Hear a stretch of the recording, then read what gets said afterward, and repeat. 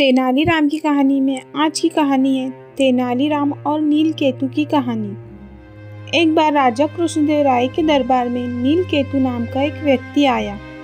नीलकेतु काफी दुबला पतला व्यक्ति था।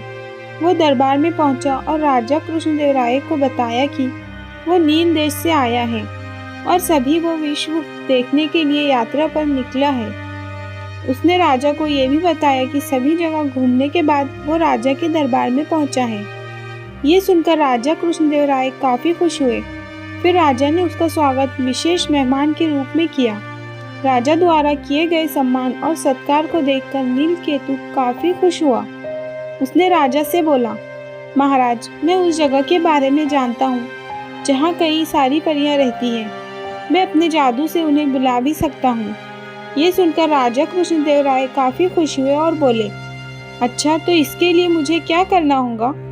ये सुनकर नीलकेतु ने राजा को रात में तालाब के पास आने को कहा और बोला कि वो परियों को मनोरंजन और नृत्य के लिए बुला सकता है। ये सुनकर राजा ने नीलकेतु की बात मान ली। फिर जैसे ही रात हुई, राजा अपने घोड़े पर बैठकर तालाब की ओर चल दिए। राजा जैसे ही तालाब के पास पहुंचे तो वहां वो पास में ही एक किले के सामने नीलकेतु राजा का इंतजार कर रहा था।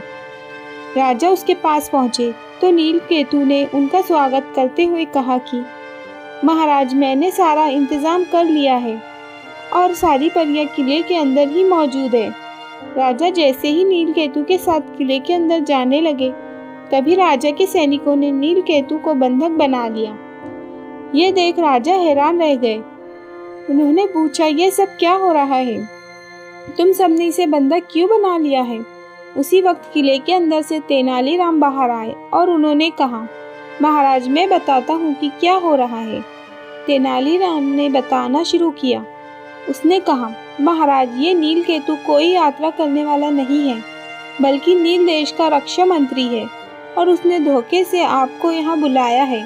किले के अंदर कोई परियां नहीं है। ये सिर्फ आपको यहाँ मारने के लिए लेकर आया था। ये सुनकर राजा ने तेनालीराम को अपनी जान बचाने के लिए धन्यवाद किया और पूछा, तुम्हें इस बात को कैसे पता चला तेनाली? फिर तेनाली ने कहा कि महाराज, पहले दिन ही जब वो दरबार में आया था, उसी दिन मुझे इस पर शक हो गया था।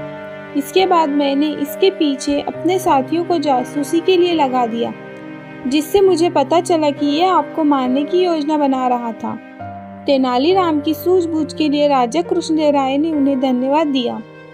कहानी से सीख, किसी भी नए व्यक्ति पर पूरी तरह आंख मूंद कर भरोसा नहीं करना चाहिए। वो आपको धोखा भी दे सकता है। इसलिए हमेशा अपरिचित व्यक्ति की परखने के बाद ही उसकी बात का विश्वास करना चाहिए।